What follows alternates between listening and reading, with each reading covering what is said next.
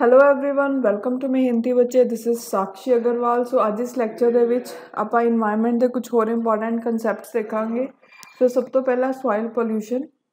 Soil pollution ਦਾ ਮਤਲਬ ਕੀ ਹੋ ਗਿਆ ਕਿ ਸੋਇਲ ਦੇ ਵਿੱਚ ਕੁਝ ਅਨਵਾਂਟਡ ਸਬਸਟੈਂਸਸ ਦਾ ਐਡ ਹੋਣਾ, ਐਸੇ ਸਬਸਟੈਂਸਸ ਜਿਹੜੇ ਕਿ ਉਹਦੀ ਫਿਜ਼ੀਕਲ, ਕੈਮੀਕਲ ਤੇ ਬਾਇਓਲੋਜੀਕਲ ਪ੍ਰੋਪਰਟੀ ਨੂੰ ਨੁਕਸਾਨ ਪਹੁੰਚਾਉਣ ਤੇ ਉਹਦੀ ਫਰਟੀਲਿਟੀ ਨੂੰ ਘਟਾਉਣ।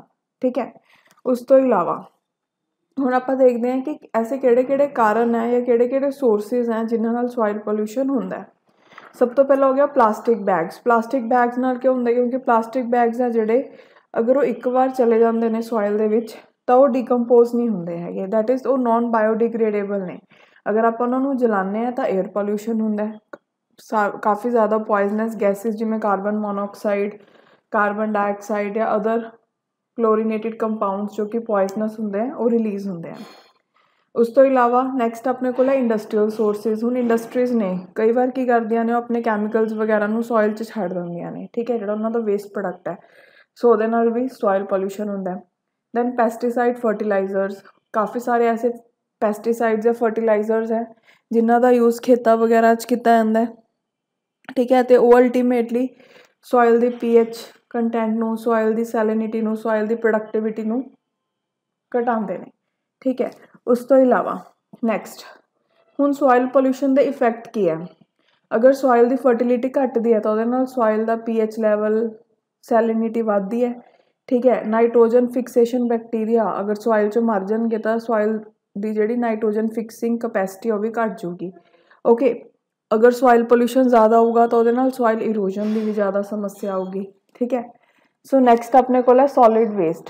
ਸੋਲਿਡ ਵੇਸਟ ਅਤੇ ਮਿਊਨਸੀਪਲ ਸੋਲਿਡ ਵੇਸਟ ਹੈ ਜਿਹੜੇ, ਉਹਦੇ ਵਿੱਚ ਕਿਹੜੀਆਂ ਚੀਜ਼ਾਂ ਹੁੰਦੀਆਂ? Paper, food waste, plastics, then glass, metal, rubber, leather ਅਤੇ ਟੈਕਸਟਾਈਲ।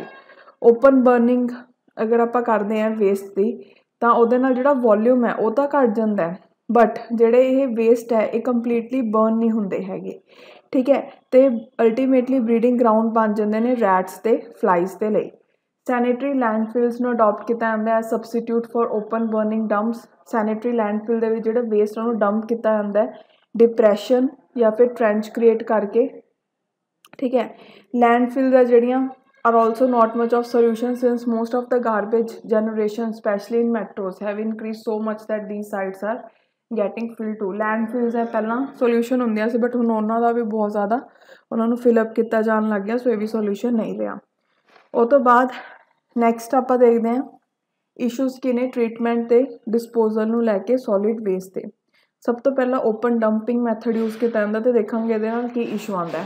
ਓਪਨ ਡੰਪ ਦਾ ਮਤਲਬ ਕੀ ਹੈ? ਅਨਕਵਰਡ ਏਰੀਆਜ਼ ਜਿਹਨੂੰ ਆਪਾਂ ਯੂਜ਼ ਕਰਦੇ ਹਾਂ ਸੋਲਿਡ ਵੇਸਟ ਨੂੰ ਡੰਪ ਕਰਨ ਦੇ ਲਈ। ਜਿਹੜਾ ਇਹ ਵੇਸਟ ਹੈ ਉਹ ਅਨਟ੍ਰੀਟਿਡ, ਅਨਕਵਰਡ ਹੁੰਦਾ ਅਤੇ ਸੈਗਰੀਗੇਟਿਡ ਨਹੀਂ ਹੁੰਦਾ। ਠੀਕ ਹੈ, ਅਤੇ ਅਲਟੀਮੇਟਲੀ ਬਰੀਡਿੰਗ ਗਰਾਊਂਡ ਬਣ ਜਾਂਦਾ ਫਲਾਈਜ਼, ਰੈਟਸ ਅਤੇ ਇਨਸੈਕਟਸ ਦੇ ਲਈ ਜੋ ਕਿ ਡਿਜ਼ੀਜ਼ ਨੂੰ ਸਪਰੈਡ ਕਰਦੇ ਨੇ। Rain water run off from these dumps ਮਤਲਬ ਕੀ ਹੈ ਕਿ ਜਦੋਂ ਬਾਰਿਸ਼ ਆਉਂਦੀ ਹੈ ਅਤੇ ਡੰਪਿੰਗ ਤੋਂ ਜਿਹੜਾ ਪਾਣੀ ਹੁੰਦਾ ਉਹ ਅਲੱਗ-ਅਲੱਗ ਜਗ੍ਹਾ 'ਤੇ ਜਾਂਦਾ ਤਾਂ ਉਹਦੇ ਨਾਲ ਡਿਜ਼ੀਜ਼ ਹੈ ਜਿਹੜੇ ਉਹ ਸਪਰੈਡ ਹੁੰਦੇ ਆ। ਉਹ ਤੋਂ ਬਾਅਦ ਨੈਕਸਟ ਹੈ ਲੈਂਡਫਿਲ। ਲੈਂਡਫਿਲ ਕੀ ਹੁੰਦਾ? ਪਿਟ, ਜਿਹਨੂੰ ਕਿ ਗਰਾਊਂਡ 'ਚ ਖੋਦਿਆ ਜਾਂਦਾ। ਜਿਹੜਾ ਗਾਰਬੇਜ ਹੈ ਉਹਦੇ ਵਿੱਚ ਡੰਪ ਕੀਤਾ ਜਾਂਦਾ ਅਤੇ ਜਿਹੜਾ ਪਿਟ ਹੈ ਉਹਨੂੰ ਸੋਇਲ ਨਾਲ ਹਰ ਡੇ ਭਰਿਆ ਜਾਂਦਾ ਤਾਂ ਕਿ ਫਲਾਈਜ਼ ਅਤੇ ਰੈਟਸ ਹੈ ਜਿਹੜੇ ਉਹਦੇ ਉੱਪਰ ਨਾ ਆਉਣ। ਠੀਕ ਹੈ, ਜਦੋਂ ਲੈਂਡਫਿਲ ਫੁੱਲ ਹੋ ਜਾਂਦੀ ਹੈ ਤਾਂ ਏਰੀਆ ਨੂੰ ਕਵਰ ਕੀਤਾ ਜਾਂਦਾ ਥਿਕ ਲੇਅਰ ਨਾਲ ਮਡ ਦੀ, ਅਤੇ ਜਿਹੜੀ ਸਾਈਟ ਆ ਉਹਨੂੰ ਆਪਾਂ ਡਿਵੈਲਪ ਕਰ ਸਕਦੇ ਐਜ਼ ਅ ਪਾਰਕਿੰਗ ਲੋਟ ਔਰ ਪਾਰਕ। ਸਾਰੇ ਤਰੀਕੇ ਦਾ ਵੇਸਟ ਹੈ ਜਿਹੜਾ ਉਹ ਲੈਂਡਫਿਲ ਦੇ ਵਿੱਚ ਡੰਪ ਕੀਤਾ ਜਾਂਦਾ ਅਤੇ ਜਦੋਂ ਪਾਣੀ ਉਹਦੇ ਵਿੱਚ ਜਾਂਦਾ ਤਾਂ ਉਹ ਕੰਟੈਮੀਨੇਟ ਹੋ ਜਾਂਦਾ ਅਤੇ ਸਰਾਊਂਡਿੰਗ ਏਰੀਆ ਨੂੰ ਪੋਲਿਊਟ ਕਰਦਾ। ਓਕੇ, ਜਿਹੜੀ ਕੰਟੈਮੀਨੇਸ਼ਨ ਹੈ ਗਰਾਊਂਡ ਵਾਟਰ ਦੀ ਅਤੇ ਸੋਇਲ ਦੀ ਲੈਂਡਫਿਲ ਨਾਲ ਉਹਨੂੰ ਆਪਾਂ ਕੀ ਬੋਲਦੇ ਹਾਂ? ਲੀਚਿੰਗ।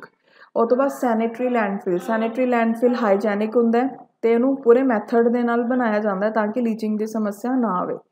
ਠੀਕ ਹੈ, ਇਹਨੂੰ ਮਟੀਰੀਅਲਸ ਦੇ ਨਾਲ ਲਾਈਨ ਅਪ ਕੀਤਾ ਜਾਂਦਾ ਜਿਹੜੇ ਕਿ ਇੰਪਰਮੀਏਬਲ ਹੈ, ਜਿਵੇਂ ਕਿ ਪਲਾਸਟਿਕ ਹੋ ਗਿਆ, ਕਲੇ ਹੋ ਗਿਆ, ਅਤੇ ਇਹਨੂੰ ਇੰਪਰਮੀਏਬਲ ਸੋਇਲ ਦੇ ਉੱਪਰ ਬਿਲਡ ਕੀਤਾ ਜਾਂਦਾ। ਠੀਕ ਹੈ, ਬਟ ਇਹਨਾਂ ਨੂੰ ਕੰਸਟਰਕਟ ਕਰਨਾ ਕਾਫੀ ਜ਼ਿਆਦਾ ਕੋਸਟਲੀ ਹੁੰਦਾ। ਉਹ ਤੋਂ ਬਾਅਦ ਨੈਕਸਟ ਹੈ ਇਨਕਰੀਨੇਸ਼ਨ ਪਲਾਂਟਸ। ਜਿਹੜੀ ਪ੍ਰੋਸੈਸ ਹੈ ਬਰਨ ਕਰਨ ਦੀ ਵੇਸਟ ਨੂੰ ਲਾਰਜ ਫਰਨੈਂਸ ਦੇ ਉੱਪਰ ਹਾਈ ਟੈਂਪਰੇਚਰ ਦੇ ਉੱਪਰ, ਉਹਨੂੰ ਕੀ ਬੋਲਦੇ ਹੈ? ਇਨਸਿਨਰੇਸ਼ਨ। ਬਹੁਤ ਵਾਰ ਪੇਪਰ 'ਚ ਪੁੱਛਿਆ ਜਾ ਚੁੱਕਾ, ਸੋ ਯਾਦ ਰੱਖਿਓ ਇਹ ਕੀ ਹੁੰਦਾ। ਠੀਕ ਹੈ, ਇਹਦੇ ਵਿੱਚ ਜਿਹੜਾ ਰਿਸਾਈਕਲ ਮਟੀਰੀਅਲ ਹੁੰਦਾ ਉਹਨੂੰ ਸੈਗਰੀਗੇਟ ਕੀਤਾ ਜਾਂਦਾ ਅਤੇ ਬਾਕੀ ਦਾ ਮਟੀਰੀਅਲ ਹੈ ਜਿਹੜਾ ਉਹਨੂੰ ਜਲਾਇਆ ਜਾਂਦਾ। Burning garbage is not a clean process ਕਿਉਂਕਿ ਇਹਦੇ ਨਾਲ ਕਾਫੀ ਜ਼ਿਆਦਾ ਟੌਕਸਿਨਸ ਆ ਜਿਹੜੇ ਪ੍ਰੋਡਿਊਸ ਹੁੰਦੇ ਆ ਤੇ ਅਲਟੀਮੇਟਲੀ ਉਹ 에ਅਰ ਤੇ ਵਾਟਰ ਨੂੰ ਪੋਲਿਊਟ ਕਰਦੇ ਆ। ਓਕੇ, ਉਹ ਤੋਂ ਬਾਅਦ ਨੈਕਸਟ ਹੈ ਪਾਇਰੋਲਾਈਸਿਸ। ਇਹ ਉਹ ਪ੍ਰੋਸੈਸ ਹੈ ਕੰਬਕਸ਼ਨ ਦੀ ਜਿਹੜੀ ਕਿ ਆਕਸੀਜਨ ਦੀ ਐਬਸੈਂਸ ਦੇ ਵਿੱਚ ਕੀਤੀ ਜਾਂਦੀ ਹੈ ਤੇ ਮਟੀਰੀਅਲ ਨੂੰ ਇੱਕ ਕੰਟਰੋਲ ਐਟਮੋਸਫੀਅਰ ਦੇ ਵਿੱਚ ਜਿਹਦੇ ਵਿੱਚ ਕੰਟਰੋਲ ਅਮਾਊਂਟ 'ਚ ਆਕਸੀਜਨ ਹੋਵੇ ਉਸ 'ਚ ਚਲਾਇਆ ਜਾਂਦਾ ਤੇ ਅਲਟਰਨੇਟਿਵ ਹੈ ਇਨਕਰੀਨੇਸ਼ਨ ਦਾ। ਓਕੇ, ਗੈਸ ਤੇ ਲਿਕੁਇਡ ਹੈ ਜਿਹੜਾ ਜੋ ਕਿ ਓਬਟੇਨ ਹੁੰਦਾ ਉਹਨੂੰ ਆਪਾਂ ਯੂਜ਼ ਕਰ ਸਕਦੇ ਹਾਂ ਐਜ਼ ਅ ਫਿਊਲ। ਜਦੋਂ ਆਪਾਂ ਕਾਰਬੋਨੇਸ਼ੀਅਸ ਵੇਸਟ ਜਿਵੇਂ ਕਿ firewood, coconut, palm waste, corn cobs, cashew shell, rice husk, paddy straw ਵਗੈਰਾ ਦੀ ਪਾਇਰੋਲਾਈਸਿਸ ਕਰਦੇ ਹਾਂ ਤਾਂ ਉਹਦੇ ਨਾਲ ਕਾਫੀ ਸਾਰੇ ਪ੍ਰੋਡਕਟਸ हैं ਜਿਹੜੇ ਆਪਾਂ ਨੂੰ ਮਿਲਦੇ ਆ। ਓਕੇ, ਉਹ ਤੋਂ ਬਾਅਦ ਨੈਕਸਟ ਕੰਪੋਸਟਿੰਗ ਇੱਕ ਬਾਇਓਲੋਜੀਕਲ ਪ੍ਰੋਸੈਸ ਹੈ ਜਿਹਦੇ ਵਿੱਚ ਮਾਈਕਰੋ ਆਰਗੈਨਿਜ਼ਮ ਜਿਵੇਂ ਫੰਗੀ, ਬੈਕਟੀਰੀਆ ਡੀਕੰਪੋਜ਼ ਕਰਦੇ ਡੀਗ੍ਰੇਡੇਬਲ ਆਰਗੈਨਿਕ ਵੇਸਟ ਨੂੰ ਹਿਊਮਸ ਲਾਈਕ ਸਬਸਟੈਂਸ ਦੇ ਵਿੱਚ ਆਕਸੀਜਨ ਦੀ ਪ੍ਰੈਜ਼ੈਂਸ 'ਚ। ਠੀਕ ਹੈ, ਜਿਹੜਾ ਫਿਨਿਸ਼ ਪ੍ਰੋਡਕਟ ਹੁੰਦਾ ਹੈ ਜੋ ਕਿ ਸੋਇਲ ਦੀ ਤਰ੍ਹਾਂ ਲੱਗਦਾ ਹੈ, ਇਹ ਕਾਰਬਨ ਤੇ ਨਾਈਟ੍ਰੋਜਨ ਕੰਟੈਂਟ ਇਸ 'ਚ ਜ਼ਿਆਦਾ ਹੁੰਦਾ ਤੇ ਇਹ ਐਕਸੀਲੈਂਟ ਮੀਡੀਅਮ ਮੰਨਿਆ ਜਾਂਦਾ ਪਲਾਂਟ ਦੀ ਗਰੋਥ ਦੇ ਲਈ ਜਾਂ ਪਲਾਂਟ ਨੂੰ ਗਰੋ ਕਰਨ ਦੇ ਲਈ। ਠੀਕ ਹੈ, ਇਹਦੇ ਨਾਲ ਜਿਹੜੀ ਸੋਇਲ ਦੀ ਐਬਿਲਿਟੀ ਹੁੰਦੀ ਹੈ ਵਾਟਰ ਨੂੰ ਹੋਲਡ ਕਰਨ ਦੀ ਉਹ ਵੀ ਇਨਕਰੀਜ਼ ਹੁੰਦੀ ਹੈ ਤੇ ਸੋਇਲ ਨੂੰ ਕਲਟੀਵੇਟ ਕਰਨਾ ਈਜ਼ੀ ਹੁੰਦਾ ਹੈ ਤੇ ਹੈਲਪ ਕਰਦੀ ਹੈ ਸੋਇਲ ਨੂੰ ਪਲਾਂਟ ਨਿਊਟ੍ਰੀਐਂਟ ਨੂੰ ਰਿਟੇਨ ਕਰਨ ਦੇ ਲਈ। ਉਹ ਤੋਂ ਬਾਅਦ ਨੈਕਸਟ ਹੈ ਵਰਮੀਕਲਚਰ ਨੂੰ ਆਪਾਂ ਅਰਥਵਰਮ ਫਾਰਮਿੰਗ ਵੀ ਬੋਲਦੇ ਹਾਂ, ਇੰਪੋਰਟੈਂਟ ਹੈ। ਇਹਦੇ ਵਿੱਚ ਅਰਥ ਵਰਮਸ ਹੈ ਜਿਹੜੇ ਉਹਨਾਂ ਨੂੰ ਕੰਪੋਸਟ 'ਚ ਐਡ ਕੀਤਾ ਜਾਂਦਾ। ਜਿਹੜੇ ਵਰਮਸ ਹੈ ਇਹ ਬ੍ਰੇਕ ਕਰ ਦਿੰਦੇ ਨੇ ਵੇਸਟ ਨੂੰ, ਐਡ ਕਰਦੇ ਨੇ ਐਕਸਕ੍ਰੀਟਾ ਆਪਣਾ। ਠੀਕ ਹੈ, ਸੋ ਉਹਦੇ ਨਾਲ ਕੀ ਹੁੰਦਾ ਜਿਹੜਾ ਕੰਪੋਸਟ ਹੁੰਦਾ ਉਹ ਨਿਊਟ੍ਰੀਐਂਟਸ ਦੇ ਵਿੱਚ ਕਾਫੀ ਜ਼ਿਆਦਾ ਰਿਚ ਹੋ ਜਾਂਦਾ ਹੈ। ਉਹ ਤੋਂ ਬਾਅਦ ਨੈਕਸਟ ਹੈ ਈ ਵੇਸਟ ਜਾਂ ਇਲੈਕਟ੍ਰੋਨਿਕ ਵੇਸਟ।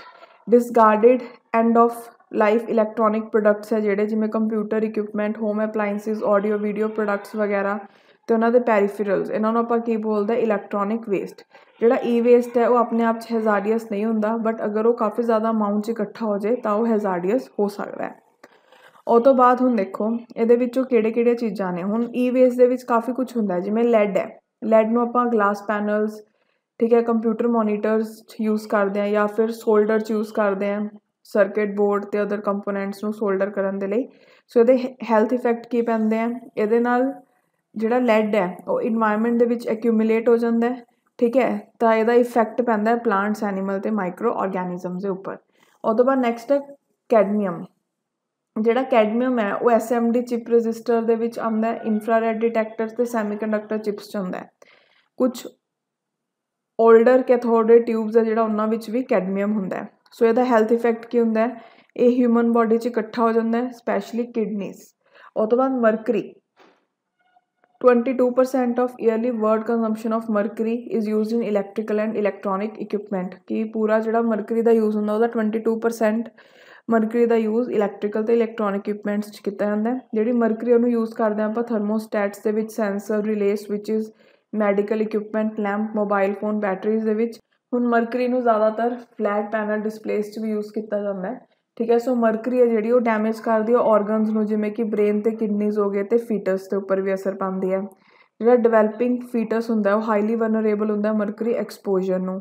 ਠੀਕ ਹੈ, ਜਦੋਂ ਇਨਆਰਗੈਨਿਕ ਮਰਕਰੀ ਸਪਰੈਡ ਹੁੰਦੀ ਹੈ ਵਾਟਰ ਦੇ ਵਿੱਚ ਤਾਂ ਉਹ ਟਰਾਂਸਫਾਰਮ ਹੁੰਦੀ ਹੈ ਟੂ ਮਿਥੀਲੀਏਟਿਡ ਮਰਕਰੀ ਜਿਹੜੀ ਕਿ ਬਾਇਓਅਕਿਊਮੂਲੇਟ ਹੋ ਜਾਂਦੀ ਹੈ ਲਿਵਿੰਗ ਆਰਗੈਨਿਜ਼ਮ ਦੇ ਵਿੱਚ ਤੇ ਕੰਸਨਟਰੇਟ ਕਰਦੀ ਹੈ ਦੈਨ ਉਹ ਫੂਡ ਚੇਨ ਦੇ ਵਿੱਚ ਸਪੈਸ਼ਲੀ ਵਾਇਆ ਫਿਸ਼। ਉਹ ਤੋਂ ਬਾਅਦ ਨੈਕਸਟ ਆਪਣੇ ਕੋਲ ਹੈ ਕ੍ਰੋਮੀਅਮ। ਜਿਹੜਾ ਕ੍ਰੋਮੀਅਮ ਹੈ ਉਹਨੂੰ ਯੂਜ਼ ਕੀਤਾ ਜਾਂਦਾ ਐਜ਼ ਅ ਕਰੋਜਨ ਪ੍ਰੋਟੈਕਟਰ, ਅਨਟ੍ਰੀਟਿਡ ਤੇ ਗੈਲਵਨਾਈਜ਼ ਸਟੀਲ ਪਲੇਟਸ ਦੇ ਲਈ ਤੇ ਡੈਕੋਰੇਟਿਵ ਜਾਂ ਫਿਰ ਹਾਰਡਨਿੰਗ ਸਬਸਟੈਂਸ ਦੀ ਤਰ੍ਹਾਂ ਵੀ ਯੂਜ਼ ਕਰਦੇ ਹਾਂ ਆਪਾਂ ਹਾਊਸ ਪਲਾਸਟਿਕਸ ਦੇ ਵਿੱਚ। ਠੀਕ ਹੈ, ਹੁਣ ਇਹਦਾ ਕੀ ਇਫੈਕਟ ਪੈਂਦਾ, ਡੈਮੇਜ ਕਰਦਾ DNA ਨੂੰ ਤੇ ਕਾਫੀ ਜ਼ਿਆਦਾ ਟੌਕਸਿਕ ਹੁੰਦਾ। ਉਹ ਤੋਂ ਬਾਅਦ ਬੇਰੀਅਮ ਨੂੰ ਯੂਜ਼ ਕੀਤਾ ਜਾਂਦਾ ਕੰਪਿਊਟਰ ਦੇ ਵਿੱਚ in the front panel of CRT protect ਕਰਨ ਦੇ ਲਈ ਯੂਜ਼ਰ ਨੂੰ ਰੇਡੀਏਸ਼ਨ ਤੋਂ। ਸਟੱਡੀਜ਼ ਨੇ ਕੀ ਕਿਹਾ ਕਿ ਅਗਰ ਬੇਰੀਅਮ ਨੂੰ ਆਪਾਂ ਜ਼ਿਆਦਾ ਦੇਰ ਤੱਕ ਐਕਸਪੋਜਰ ਕਰੀਏ ਤਾਂ ਬ੍ਰੇਨ ਸਵੈਲਿੰਗ ਹੋ ਸਕਦੀ ਹੈ। ਉਹ ਤੋਂ ਬਾਅਦ ਹੈ ਬੈਰੀਲੀਅਮ ਹੈ ਜਿਹੜਾ ਉਹ ਫਿੰਗਰ ਕਲਿਪਸ, ਮਦਰ ਬੋਰਡਸ 'ਚ ਪਾਇਆ ਜਾਂਦਾ। ਠੀਕ ਹੈ, ਤੇ ਇਹਨੂੰ ਯੂਜ਼ ਕੀਤਾ ਜਾਂਦਾ as a copper beryllium alloy strengthen ਕਰਨ ਦੇ ਲਈ ਕਨੈਕਟਰਸ ਨੂੰ ਤੇ ਟਾਈਨੀ ਪਲੱਗਸ ਨੂੰ ਜਦੋਂ ਆਪਾਂ ਮੇਨਟੇਨ ਕਰਦੇ ਇਲੈਕਟ੍ਰੀਕਲ ਕੰਡਕਟੀਵਿਟੀ। ਇਹਦਾ ਐਕਸਪੋਜਰ ਹੈ ਜਿਹੜਾ ਉਹਨਾਂ ਲੰਗ ਕੈਂਸਰ ਹੋ ਜਾਂਦਾ, ਸਕਿਨ ਡਿਜ਼ੀਜ਼ ਹੋ ਜਾਂਦੇ ਆ। ਉਹ ਤੋਂ ਬਾਅਦ ਟੋਨਰਸ, ਜਿਹੜੇ ਟੋਨਰਸ ਆ ਉਹ ਪਲਾਸਟਿਕ ਪ੍ਰਿੰਟਰ ਕਾਰਟਿਲੇਜ 'ਚ ਮਿਲਦੇ ਆ ਜਿਹਦੇ ਵਿੱਚ ਬਲੈਕ ਤੇ ਕਲਰ ਟੋਨਰਸ ਹੁੰਦੇ ਆ। ਅਗਰ ਆਪਾਂ ਇਨਹੇਲ ਕਰਾਂਗੇ ਤਾਂ ਉਹਦੇ ਨਾਲ ਕਾਫੀ ਜ਼ਿਆਦਾ ਰੈਸਪੀਰੇਟਰੀ ਪ੍ਰੋਬਲਮਸ ਆ ਜਿਹੜੀਆਂ ਉਹ ਹੋ ਜਾਂਦੀਆਂ ਨੇ। ਸੋ ਨੈਕਸਟ ਹੈ phosphor. And additives. Phosphoric inorganic chemical compound है जिन्हों की CRT फेस प्लेट दे कोट मतलब ਜਿਹਦੇ ਨਾਲ ਕੋਟਿੰਗ ਕੀਤੀ ਹੁੰਦੀ ਹੈ CRT ਫੇਸ ਪਲੇਟ ਦੀ, ਠੀਕ ਹੈ। ਇਹਦੇ ਵਿੱਚ ਹੈਵੀ ਮੈਟਲਸ ਹੁੰਦੇ ਆ ਜਿਵੇਂ ਕੈਡਮੀਅਮ ਤੇ ਅਦਰ ਰੇਅਰ ਅਰਥ ਮੈਟਲ ਜਿਵੇਂ ਕਿ ਜ਼ਿੰਕ, ਵੈਨੇਡੀਅਮ, ਠੀਕ ਹੈ। ਇਹ ਵੀ ਕਾਫੀ ਜ਼ਿਆਦਾ ਟੌਕਸਿਕ ਹੁੰਦੇ ਆ। ਉਹ ਤੋਂ ਬਾਅਦ ਨੈਕਸਟ ਹੈ E waste in India. India generate ਕਰਦਾ 18.5 lakh metric tons electronic waste ਹਰ ਸਾਲ। ਮੁੰਬਈ ਤੇ ਦਿੱਲੀ NCR ਹੈ ਜਿਹੜਾ ਉਹਦੇ ਵਿੱਚ ਸਭ ਤੋਂ ਜ਼ਿਆਦਾ ਕ੍ਰੀਏਟ ਹੁੰਦਾ ਹੈ ਇਲੈਕਟ੍ਰੋਨਿਕ ਵੇਸਟ, ਠੀਕ ਹੈ। ਉਹ ਤੋਂ ਬਾਅਦ ਦੇਖੋ ਹੁਣ ਆਪਾਂ ਕੁਝ ਹੋਰ ਮੈਟਲਸ ਬਾਰੇ ਪੜ੍ਹਦੇ ਹਾਂ ਜਿਵੇਂ ਲੈਡ। ਜਿਹੜਾ ਲੈਡ ਆ ਉਹ ਐਂਟਰ ਕਰਦਾ ਐਟਮੋਸਫੀਅਰ ਤੋਂ ਆਟੋਮੋਬਾਈਲ ਐਗਜ਼ੌਸਟ ਤੋਂ, ਠੀਕ ਹੈ। ਟੈਟਰਾਈਥਾਈਲ ਲੈਡ TEL ਇਹਨੂੰ ਐਡ ਕੀਤਾ ਜਾਂਦਾ ਪੈਟਰੋਲ ਦੇ ਵਿੱਚ ਐਜ਼ ਐਂਟੀ ਨੌਕ ਏਜੰਟ ਤਾਂ ਕਿ ਇੰਜਨਸ ਹੈ ਜਿਹੜੀ ਉਹ ਸਮੂਥਲੀ ਰਨ ਕਰਨ, ਠੀਕ ਹੈ। ਜਿਹੜਾ ਲੈਡ ਹੁੰਦਾ ਪੈਟਰੋਲ ਦੇ ਵਿੱਚ ਉਹਨੂੰ ਫੇਜ਼ ਆਊਟ ਕੀਤਾ ਜਾਂਦਾ ਲੈਡ ਫਰੀ ਪੈਟਰੋਲ ਦੇ ਨੂੰ ਇੰਟਰੋਡਿਊਸ ਕਰਵਾ ਕੇ। ਕਾਫੀ ਜ਼ਿਆਦਾ ਇੰਡਸਟਰੀਅਲ ਪ੍ਰੋਸੈਸਿਸ ਆ ਜਿਹੜੀਆਂ ਉਹਨਾਂ ਵਿੱਚ ਵੀ ਲੈਡ ਦਾ ਯੂਜ਼ ਕੀਤਾ ਜਾਂਦਾ ਅਤੇ ਉਹਨੂੰ ਰਿਲੀਜ਼ ਕੀਤਾ ਜਾਂਦਾ ਐਜ਼ ਅ ਪੋਲਿਊਟੈਂਟ। ਬੈਟਰੀ ਸਕ੍ਰੈਪ ਹੈ ਜਿਹੜਾ ਉਹਦੇ ਵਿੱਚ ਵੀ ਲੈਡ ਹੁੰਦਾ ਉਹ ਮਿਕਸ ਹੋ ਜਾਂਦਾ ਵਾਟਰ ਅਤੇ ਫੂਡ ਦੇ ਨਾਲ ਅਤੇ ਕ੍ਰੀਏਟ ਕਰਦਾ ਪੋਇਜ਼ਨਿੰਗ, ਠੀਕ ਹੈ। ਲੈਡ ਹੈ ਜਿਹੜਾ ਉਹ ਕਾਫੀ ਜ਼ਿਆਦਾ ਬਿਹੇਵੀਅਰ ਡਿਸਟਰਬੈਂਸਿਸ, ਨਿਊਰੋਲੋਜੀਕਲ ਡੈਮੇਜ ਅਤੇ ਅਦਰ ਡਿਵੈਲਪਮੈਂਟ ਪ੍ਰੋਬਲਮ ਕਰਦਾ ਯੰਗ ਚਿਲਡਰਨ ਅਤੇ ਬੇਬੀਜ਼ ਦੇ ਵਿੱਚ, ਅਤੇ ਲੰਗਸ ਅਤੇ ਕਿਡਨੀਜ਼ ਲਈ ਵੀ ਇਹ ਕਾਰਕਿਨੋਜਨ ਹੁੰਦਾ। ਦੈਨ ਮਰਕਰੀ ਦਾ ਤੁਸੀਂ ਇਹ ਯਾਦ ਰੱਖਣਾ ਹੈ ਮਰਕਰੀ ਦੇ ਨਾਲ ਕਿਹੜੀ ਬਿਮਾਰੀ ਹੋ ਜਾਂਦੀ ਹੈ ਮੀਨਾਮਾਟਾ ਡਿਜ਼ੀਜ਼, ਠੀਕ ਹੈ। ਸੋ ਇਹ ਯਾਦ ਰੱਖਿਓ। ਉਹ ਤੋਂ ਬਾਅਦ ਨੈਕਸਟ ਹੈ ਆਰਸਨਿਕ। ਆਰਸਨਿਕ ਕਾਪਰ, ਆਇਰਨ, ਸਿਲਵਰ ਓਰਸ ਨਾਲ ਰਿਲੇਟਿਡ ਹੈ। ਫੋਸਿਲ ਫਿਊਲ ਦੀ ਜਦੋਂ ਬਰਨਿੰਗ ਹੁੰਦੀ ਹੈ ਉਦੋਂ ਵੀ ਆਰਸਨਿਕ ਐਮਿਟ ਹੁੰਦਾ ਹੈ, ਠੀਕ ਹੈ। ਲਿਕੁਇਡ ਐਫਲੂਐਂਟਸ ਹੈ ਜਿਹੜੇ ਫਰਟੀਲਾਈਜ਼ਰ ਪਲਾਂਟ ਤੋਂ ਉਹਨਾਂ ਵਿੱਚ ਵੀ ਆਰਸਨਿਕ ਹੁੰਦਾ ਹੈ। ਗਰਾਊਂਡ ਵਾਟਰ ਕੰਟੈਮੀਨੇਸ਼ਨ ਅਗਰ ਹੋਵੇ ਆਰਸਨਿਕ ਦੀ ਤਾਂ ਉਹ ਕਾਫੀ ਜ਼ਿਆਦਾ ਘਾਤਕ ਹੁੰਦੀ ਹੈ, ਓਕੇ। ਉਹ ਤੋਂ ਬਾਅਦ ਅਗਰ ਆਪਾਂ ਗੱਲ ਕਰੀਏ ਆਰਸਨਿਕ ਨਾਲ ਕੀ ਹੁੰਦਾ ਹੈ ਮਿਲੇਨੋਸਿਸ ਅਤੇ ਕੈਰੋਟਿਸਿਸ, ਓਕੇ। ਅਪਰ ਚੈਸਟ 'ਤੇ ਡਾਰਕ ਸਪੋਟਸ ਹੋ ਜਾਂਦੇ ਆ, ਓਕੇ। ਉਹ ਤੋਂ ਬਾਅਦ ਨੈਕਸਟ ਹੈ ਕੈਡਮੀਅਮ। ਜਿਹੜਾ ਕੈਡਮੀਅਮ ਹੈ ਜਦੋਂ ਮਾਈਨਿੰਗ ਹੁੰਦੀ ਹੈ ਜ਼ਿੰਕ ਅਤੇ ਮੈਟਰੋਲੋਜੀਕਲ ਆਪਰੇਸ਼ਨਸ ਹੁੰਦੇ ਇਲੈਕਟ੍ਰੋਪਲੇਟਿੰਗ ਇੰਡਸਟਰੀਜ਼ ਹੁੰਦੀ ਆ ਉਹਦੇ ਨਾਲ ਕੈਡਮੀਅਮ ਇਨਵਾਇਰਮੈਂਟ 'ਚ ਆਉਂਦਾ ਹਿਊਮਨ ਬੋਡੀ ਦੇ ਵਿੱਚ ਵੀ ਐਂਟਰ ਕਰ ਜਾਂਦਾ, ਠੀਕ ਹੈ। ਉਹ ਤੋਂ ਬਾਅਦ ਕੈਡਮੀਅਮ ਨਾਲ ਕਿਹੜੇ ਡਿਜ਼ੀਜ਼ ਹੁੰਦੇ ਇਹ ਯਾਦ ਰੱਖਣੇ ਇਟਾਈਟਾਈ ਡਿਜ਼ੀਜ਼, ਮੇਨ ਚੀਜ਼ ਇਹ ਹੈ। ਉਹ ਤੋਂ ਬਾਅਦ ਕੁਛ ਹੋਰ ਹੈਵੀ ਮੈਟਲ ਜਿਵੇਂ ਜ਼ਿੰਕ, ਕ੍ਰੋਮੀਅਮ, ਐਂਟਾਮਨੀ ਹੈ ਜਾਂ ਟਿਨ ਹੈ ਉਹ ਐਂਟਰ ਕਰਦੇ ਨੇ ਫੂਡ 'ਚ ਚੀਪ ਕੁਕਿੰਗ ਯੂਟੈਂਸਿਲਸ ਤੋਂ। ਦੈਨ ਪ੍ਰੀਜ਼ਰਵ ਫੂਡ ਸਟੋਰਸ ਜੋ ਕਿ ਟਿਨ ਕੈਨਸ 'ਚ ਆਪਾਂ ਸਟੋਰ ਕਰਦੇ ਹਾਂ ਉਹਦੇ ਨਾਲ ਟਿਨ ਕੰਪਾਊਂਡਸ ਆ ਜਾਂਦੇ ਆ, ਠੀਕ ਹੈ। ਜ਼ਿੰਕ ਇੱਕ ਸਕਿਨ ਇਰੀਟੈਂਟ ਹੈ ਅਤੇ ਅਫੈਕਟ ਕਰਦਾ ਪਲਮਨਰੀ ਸਿਸਟਮ ਨੂੰ। ਉਹ ਤੋਂ ਬਾਅਦ ਨੈਕਸਟ ਹੈ ਲੈਂਡ ਡਿਗਰੇਡੇਸ਼ਨ। ਦੇਖੋ ਸੋਇਲ ਡਿਗਰੇਡੇਸ਼ਨ ਕੀ ਹੁੰਦਾ ਸੋਇਲ ਦੀ ਕੁਆਲਿਟੀ ਦਾ ਘਟਣਾ ਇੰਪਰੋਪਰ ਯੂਜ਼ ਕਰਕੇ ਸਪੈਸ਼ਲੀ ਐਗਰੀਕਲਚਰ, ਪੈਸਟੋਰਲ, ਇੰਡਸਟਰੀਅਲ ਅਤੇ ਅਰਬਨ ਪਰਪਸ ਲਈ। ਸੋਇਲ ਡਿਗਰੇਡੇਸ਼ਨ ਇੱਕ ਸੀਰੀਅਸ ਗਲੋਬਲ ਇਨਵਾਇਰਮੈਂਟ ਪ੍ਰੋਬਲਮ ਹੈ, ਠੀਕ ਹੈ। ਅਤੇ ਇਹ ਇਨਕੰਪਾਸ ਹੁੰਦੀ ਹੈ ਫਿਜ਼ੀਕਲ, ਕੈਮੀਕਲ ਅਤੇ ਬਾਇਓਲੋਜੀਕਲ ਡਿਟਿਊਰੇਸ਼ਨ ਦੇ ਨਾਲ। ਉਹ ਤੋਂ ਬਾਅਦ ਨੈਕਸਟ ਆਪਾਂ ਪੜ੍ਹਦੇ ਹਾਂ ਡੀਫੋਰੈਸਟੇਸ਼ਨ। ਡੀਫੋਰੈਸਟੇਸ਼ਨ ਦਾ ਮਤਲਬ ਕੀ ਹੈ ਦੇਖੋ ਹੁਣ ਆਪਾਂ ਨੂੰ ਪਤਾ ਹੈ ਪਾਪੂਲੇਸ਼ਨ ਵੱਧਦੀ ਜਾ ਰਹੀ ਹੈ ਸੋ ਪਾਪੂਲੇਸ਼ਨ ਵਧਣ ਦੇ ਨਾਲ ਫੋਰੈਸਟ ਲੈਂਡ ਅਤੇ ਰਿਸੋਰਸਿਸ ਦੇ ਉੱਪਰ ਵੀ ਪ੍ਰੈਸ਼ਰ ਵੱਧ ਰਿਹਾ। ਡੀਫੋਰੈਸਟੇਸ਼ਨ ਦੇ ਨਾਲ ਸੋਇਲ ਇਰੋਜਨ ਕਾਫੀ ਜ਼ਿਆਦਾ ਹੁੰਦੀ ਹੈ। ਰੂਟਸ ਹੈ ਜਿਹੜੇ ਟਰੀਜ਼ ਅਤੇ ਪਲਾਂਟਸ ਦੇ ਜੋ ਕਿ ਸੋਇਲ ਨੂੰ ਬਾਈਂਡ ਕਰਕੇ ਰੱਖਦੇ ਹੈ ਅਤੇ ਇਹ ਰੈਗੂਲੇਟ ਕਰਦੇ ਆ ਫਲੋ ਵਾਟਰ ਦਾ, ਸੋ ਇਹ ਬਚਾਉਂਦੇ ਯਾਨੀ ਕਿ ਸੋਇਲ ਨੂੰ ਇਰੋਡ ਹੋਣ ਤੋਂ, ਠੀਕ ਹੈ। ਸੋ ਡੀਫੋਰੈਸਟੇਸ਼ਨ ਦੇ ਨਾਲ ਕੀ ਹੁੰਦੀ ਹੈ ਜਿਹੜੀ ਸੋਇਲ ਆ ਉਹ ਈਜ਼ੀਲੀ ਇਰੋਡ ਹੋ ਸਕਦੀ ਹੈ, ਓਕੇ। ਡੀਫੋਰੈਸਟੇਸ਼ਨ ਦਾ ਮਤਲਬ ਕੀ ਹੋ ਗਿਆ ਪੇੜਾਂ ਨੂੰ ਕੱਟਣਾ।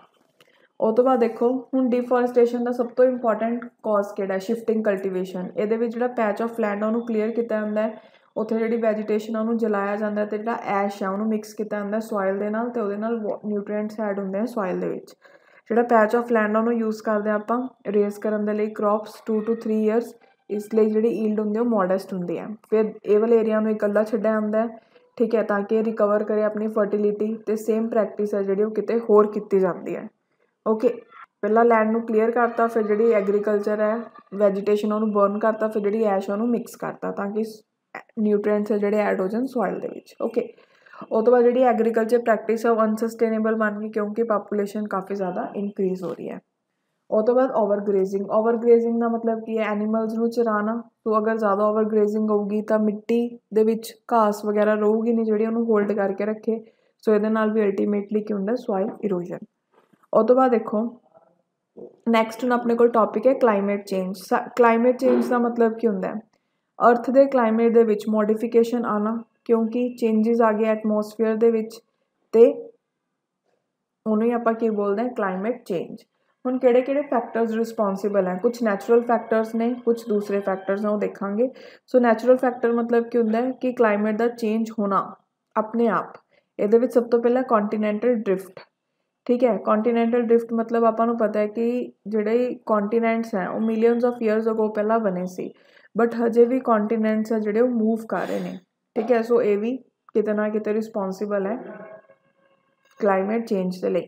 ਉਹ ਤੋਂ ਬਾਅਦ ਨੈਕਸਟ ਹੈ ਵੋਲਕੈਨਿਜ਼ਮ। ਵੋਲਕੈਨਿਕ ਇਰਪਸ਼ਨ ਨਾਲ ਕਾਫੀ ਜ਼ਿਆਦਾ ਗੈਸਿਸ ਅਤੇ ਡਸਟ ਪਾਰਟੀਕਲਸ ਹੈ ਜਿਹੜੇ ਉਹ ਇਨਵਾਇਰਮੈਂਟ ਦੇ ਵਿੱਚ ਰਿਲੀਜ਼ ਹੁੰਦੇ ਆ, ਠੀਕ ਹੈ। ਸੋ ਅਲਟੀਮੇਟਲੀ ਉਹ ਵੀ ਕਲਾਈਮੇਟ ਚੇਂਜ ਰੋਲ ਪਲੇ ਕਰਦੇ ਆ। ਉਹ ਤੋਂ ਬਾਅਦ ਹੈ ਚੇਂਜਸ ਇਨ ਅਰਥ ਔਰਬਿਟ। ਅਗਰ ਅਰਥ ਦੀ ਔਰਬਿਟ 'ਚ ਸਲਾਈਟ ਵੀ ਚੇਂਜ ਆ ਜਾਏ ਤਾਂ ਉਹਦੇ ਨਾਲ ਜਿਹੜੀ ਸਨ ਲਾਈਟ ਦੀ ਡਿਸਟਰੀਬਿਊਸ਼ਨ ਉਹ ਚੇਂਜ ਹੋ ਜਾਂਦੀ ਹੈ। ਸੋ ਉਹਦੇ ਨਾਲ ਕਲਾਈਮੇਟ ਚੇਂਜ ਹੁੰਦਾ ਹੈ। ਸੋ ਨੈਕਸਟ ਹੈ ਐਂਥਰੋਪੋਜੈਨਿਕ ਫੈਕਟਰਸ, ਮਤਲਬ ਹਿਊਮਨ ਕੋਸਟ ਫੈਕਟਰਸ, ਠੀਕ ਹੈ। ਹੁਣ ਦੇਖੋ ਕਿਹੜੇ ਕਿਹੜੇ ਹੈ।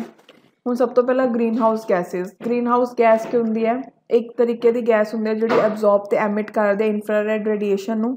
ਇਹ ਅਬਜ਼ੋਰਬ ਕਰ ਲੈਂਦੇ ਨੇ ਇਨਫਰਾਰੈਡ ਐਨਰਜੀ ਜੋ ਕਿ ਅਰਥ ਦੇ ਸਰਫੇਸ ਤੋਂ ਐਮਿਟ ਹੁੰਦੀ ਹੈ, ਅਤੇ ਉਹਨੂੰ ਫਿਰ ਰੀਰੇਡੀਏਟ ਕਰ ਦਿੰਦੇ ਨੇ ਵਾਪਿਸ ਅਰਥ ਦੇ ਸਰਫੇਸ ਤੋਂ, ਠੀਕ ਹੈ। ਅਤੇ ਜਿਹੜੀ ਗ੍ਰੀਨ ਹਾਊਸ ਗੈਸਿਸ ਨੇ ਉਹ ਟਰੈਪ ਹੋ ਜਾਂਦੀਆਂ ਨੇ ਅਰਥ ਦੇ ਐਟਮੋਸਫੇਅਰ ਦੇ ਵਿੱਚ, ਅਤੇ ਇਹਦੇ ਨਾਲ ਜਿਹੜਾ ਪਲੈਨਟ ਆ ਉਹ ਗਰਮ ਹੋ ਜਾਂਦਾ ਹੈ। ਓਕੇ, ਸੋ ਹੁਣ ਆਪਾਂ ਪੜ੍ਹਦੇ ਹਾਂ ਗ੍ਰੀਨ ਹਾਊਸ ਗੈਸਿਸ ਕੀ ਹੁੰਦੀਆਂ। ਦੇਖੋ, ਗੈਸਿਸ ਦਾ ਟਰੈਪ ਹੋਣਾ ਅਰਥ ਦੇ ਐਟਮੋਸਫੀਅਰ ਦੇ ਵਿੱਚ ਉਹਨੂੰ ਆਪਾਂ ਬੋਲਦੇ ਹਾਂ ਗ੍ਰੀਨ ਹਾਊਸ ਗੈਸਿਸ, ਠੀਕ ਹੈ। ਅਤੇ ਇਹ ਜਿਹੜੀ ਗੈਸਿਸ ਹੁੰਦੀਆਂ ਨੇ ਇਹ ਕੀ ਕਰਦੀਆਂ ਨੇ, ਹੀਟ ਨੂੰ ਟਰੈਪ ਕਰ ਲੈਂਦੀਆਂ ਨੇ। ਇਹ ਕੰਟਰੀਬਿਊਟ ਕਰਦੀਆਂ ਗ੍ਰੀਨ ਹਾਊਸ ਇਫੈਕਟ ਦੇ ਲਈ, ਅਤੇ ਇਹਦੇ ਨਾਲ ਹੀਟਿੰਗ ਇਫੈਕਟ ਆਉਂਦਾ। ਹੁਣ ਗ੍ਰੀਨ ਹਾਊਸ ਇਫੈਕਟ ਕੀ ਹੁੰਦਾ ਦੇਖੋ। ਸੋ ਨੈਕਸਟ ਹੈ greenhouse effect. Greenhouse effect ਕੀ ਹੁੰਦਾ ਦੇਖੋ, ਸਭ ਤੋਂ ਪਹਿਲਾਂ ਆਪਾਂ ਦੇਖਦੇ ਹਾਂ ਗ੍ਰੀਨ ਹਾਊਸ ਕੀ ਹੁੰਦਾ। ਗ੍ਰੀਨ ਹਾਊਸ ਇੱਕ ਕਲੋਜ਼ ਗਲਾਸ ਸਟਰਕਚਰ ਹੁੰਦਾ ਜਿਹਦੇ ਵਿੱਚ ਪਲਾਂਟਸ ਨੂੰ ਉਗਾਇਆ ਜਾਂਦਾ ਹੈ ਸਪੈਸੀਫਿਕ ਕਲਾਈਮੈਟਿਕ ਕੰਡੀਸ਼ਨਸ ਦੇ ਅੰਦਰ। ਹੁਣ ਇਹ ਸਟਰਕਚਰ ਦੇ ਵਿੱਚ ਜਿਹੜੀ ਸੋਲਰ ਰੇਡੀਏਸ਼ਨ ਆ ਉਹ ਪਾਸ ਕਰਦੇ ਆ ਗਲਾਸ ਤੋਂ, ਠੀਕ ਹੈ। ਅਤੇ ਫਲੋਰ ਵਗੈਰਾ ਅਰਥ ਜਾਂ ਜੋ ਵੀ ਕੰਟੈਂਟਸ ਹੁੰਦੇ ਉਹ ਗਲਾਸ ਹਾਊਸ ਦੇ ਅੰਦਰ ਉਹਨੂੰ ਐਬਜ਼ੋਰਬ ਕਰ ਲੈਂਦੇ ਨੇ, ਠੀਕ ਹੈ। ਸੋ ਉਹਦੇ ਨਾਲ ਕੀ ਹੁੰਦਾ, ਉਹਦੇ ਅੰਦਰ ਜਿਹੜਾ ਟੈਂਪਰੇਚਰ ਹੈ ਉਹ ਵੱਧ ਜਾਂਦਾ ਕਿਉਂਕਿ ਵਾਰਮ ਹੋ ਜਾਂਦੇ ਆ, ਠੀਕ ਹੈ। ਸੋਲਰ ਐਨਰਜੀ ਨੂੰ ਐਬਜ਼ੋਰਬ ਕਰ ਲਿਆ। ਸੋ ਇਹਦੇ ਨਾਲ ਕੀ ਹੁੰਦਾ, ਜਿਹੜਾ ਉੱਥੇ ਐਟਮੋਸਫੇਅਰ ਹੈ ਉਹ ਵਾਰਮਰ ਹੋ ਜਾਂਦਾ। ਸੋ ਉਹਦੇ ਨਾਲ ਜਿਹੜੀ ਐਨਰਜੀ ਹੈ ਉਹ ਰੀਰੇਡੀਏਟ ਹੁੰਦੀ ਇਨ ਦਾ ਫਾਰਮ ਆਫ ਇਨਫਰਾਰੈਡ ਰੇਡੀਏਸ਼ਨ, ਜਿਹਦੀ ਕਿ ਲੌਂਗਰ ਵੇਵ ਲੈਂਥ ਹੁੰਦੀ ਹੈ। ਜਿਹੜੀ ਇਹ ਰੇਡੀਏਸ਼ਨ ਹੁੰਦੀ ਹੈ ਇਹ ਐਸਕੇਪ ਨਹੀਂ ਕਰ ਪਾਉਂਦੀ ਗਲਾਸ ਤੋਂ, ਕਿਉਂਕਿ ਗਲਾਸ ਹੈ ਜਿਹੜਾ ਉਹ ਟਰਾਂਸਮਿਟ ਨਹੀਂ ਕਰ ਪਾਉਂਦਾ ਇਨਫਰਾਰੈਡ ਰੇਡੀਏਸ਼ਨ ਨੂੰ, ਇਸ ਲਈ ਜਿਹੜਾ ਟੈਂਪਰੇਚਰ ਹੈ ਗ੍ਰੀਨ ਹਾਊਸ ਦੇ ਅੰਦਰ ਉਹ ਇਨਕਰੀਜ਼ ਹੋ ਜਾਂਦਾ, ਠੀਕ ਹੈ। ਸੋ ਇਹਨੂੰ ਆਪਾਂ ਕੀ ਬੋਲਦੇ ਗ੍ਰੀਨ ਹਾਊਸ ਗੈਸ। ਬੇਸਿਕਲੀ ਕੀ ਹੈ ਕਿ ਐਟਮੋਸਫੀਅਰ ਦੇ ਵਿੱਚ ਐਸੀ ਗੈਸਿਸ ਦਾ ਪ੍ਰੈਜ਼ੈਂਟ ਹੋਣਾ ਜਿਹੜੀ ਕਿ ਜਦੋਂ ਸਨ ਦੀਆਂ ਰੇਜ਼ ਅਰਥ 'ਤੇ ਪੈਂਦੀਆਂ ਨੇ ਤਾਂ ਉਹ ਰੇਜ਼ ਅਰਥ ਤੋਂ ਬਾਹਰ ਜਾਣ ਦੀ ਕੋਸ਼ਿਸ਼ ਕਰਦੀਆਂ ਨੇ, ਬਟ ਉਹ ਗੈਸਿਸ ਦੇ ਕਰਕੇ ਉਹ ਰੇਜ਼ ਹੈ ਜਿਹੜੀਆਂ ਅਰਥ ਤੋਂ ਬਾਹਰ ਨਹੀਂ ਜਾ ਪਾਉਂਦੀਆਂ ਅਤੇ ਅੰਦਰ ਹੀ ਜਿਹੜੀ ਹੀਟ ਆ ਉਹ ਟਰੈਪ ਹੋ ਜਾਂਦੀ ਹੈ, ਅਤੇ ਇਹਨੂੰ ਆਪਾਂ ਕੀ ਬੋਲਦੇ ਹਾਂ ਗ੍ਰੀਨ ਹਾਊਸ ਇਫੈਕਟ। ਉਹ ਤੋਂ ਬਾਅਦ ਦੇਖੋ ਜਿਹੜਾ ਗ੍ਰੀਨ ਹਾਊਸ ਇਫੈਕਟ ਉਹ ਨੈਚੁਰਲ ਫਿਨੋਮੀਨਾ ਹੈ, ਠੀਕ ਹੈ। ਅਰਥ 'ਤੇ ਕਾਫੀ ਸਾਲਾਂ ਤੋਂ ਹੋ ਰਿਹਾ ਹੈ, ਓਕੇ। ਹੁਣ ਦੇਖੋ ਇਹਦੇ ਵਿੱਚ ਬੇਸਿਕਲੀ ਕੀ ਹੋਇਆ, ਸਨ ਹੈ, ਸਨ ਤੋਂ ਕੁਛ ਰੇਡੀਏਸ਼ਨ ਅਰਥ ਦੀ ਔਰ ਆਈਆਂ ਅਤੇ ਅਰਥ ਨੇ ਰੇਡੀਏਸ਼ਨ ਨੂੰ ਰਿਫਲੈਕਟ ਬੈਕ ਕੀਤਾ, ਠੀਕ ਹੈ। ਕੁਛ ਰੇਡੀਏਸ਼ਨ ਹੈ ਜਿਹੜੀਆਂ ਉਹ ਚਲੀਆਂ ਜਾਣਗੀਆਂ ਬਾਹਰ, ਬਟ ਕੁਛ ਰੇਡੀਏਸ਼ਨਸ ਨੇ ਜਿਹੜੀਆਂ ਉਹ ਅੰਦਰ ਹੀ ਰਹਿ ਜਾਣਗੀਆਂ, ਠੀਕ ਹੈ। ਸੋ ਉਹਦੇ ਨਾਲ ਕੀ ਹੈ ਜਿਹੜਾ ਅਰਥ ਦਾ ਐਟਮੋਸਫੀਅਰ ਹੈ ਉਹ ਹੀਟਅਪ ਹੋ ਜਾਂਦਾ, ਓਕੇ। ਉਹ ਤੋਂ ਬਾਅਦ ਹੁਣ ਗ੍ਰੀਨ ਹਾਊਸ ਗੈਸਿਸ ਕਿਹੜੀਆਂ ਨੇ ਦੇਖੋ, water vapour, carbon dioxide, methane, nitrous oxide ਅਤੇ ਓਜ਼ੋਨ। ਇਹਨਾਂ ਦਾ ਨਾਮ ਯਾਦ ਰੱਖਿਓ। ਕੁਛ ਹੋਰ ਵੀ ਗ੍ਰੀਨ ਹਾਊਸ ਗੈਸਿਸ ਹੈ ਜਿਹੜੀਆਂ ਕਿੰਨੀਆਂ ਇੰਪੋਰਟੈਂਟ ਨੇ, ਕਿਹੜੀਆਂ carbon monoxide, fluorinated gases, chlorofluorocarbon, black carbon, brown carbon, okay. ਇਹਨਾਂ ਦੇ ਵਿੱਚ ਸਿਰਫ ਜਿਹੜਾ ਵਾਟਰ ਵੈਪਰ ਹੈ ਉਹ ਐਬਜ਼ੋਰਬ ਕਰਦਾ ਇਨਕਮਿੰਗ ਅਲਟਰਾਵਾਇਲੇਟ ਰੇਡੀਏਸ਼ਨ ਨੂੰ ਵੀ ਅਤੇ ਆਊਟਗੋਇੰਗ ਇਨਫਰਾਰੈਡ ਰੇਡੀਏਸ਼ਨ ਨੂੰ ਵੀ, okay.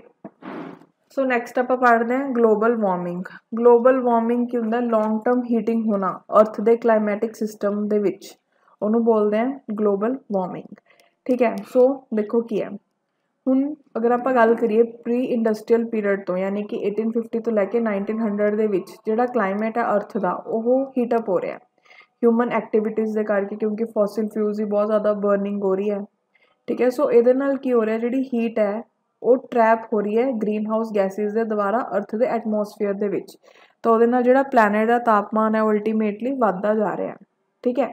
Since pre-industrial period, human activities are estimated to have increased Earth's global average temperature by about 1 degree Celsius। ਕਹਿੰਦਾ ਜਦੋਂ ਦਾ ਪ੍ਰੀ ਇੰਡਸਟਰੀਅਲ ਪੀਰੀਅਡ ਅਗਰ ਆਪਾਂ ਉਦੋਂ ਤੋਂ ਲੈ ਕੇ ਹੁਣ ਤੱਕ ਦੀ ਗੱਲ ਕਰੀਏ ਤਾਂ ਜਿਹੜਾ ਅਰਥ ਦਾ ਐਵਰੇਜ ਟੈਂਪਰੇਚਰ ਉਹ 1 degree Celsius that is 1.8 degree Fahrenheit ਨਾਲ ਇਨਕਰੀਜ਼ ਹੋਇਆ। ਠੀਕ ਹੈ। ਸੋ ਨੈਕਸਟ ਦੇਖੋ ਹੁਣ ਗਲੋਬਲ ਵਾਰਮਿੰਗ ਦੇ ਕੀ ਇੰਪੈਕਟ ਹੈ।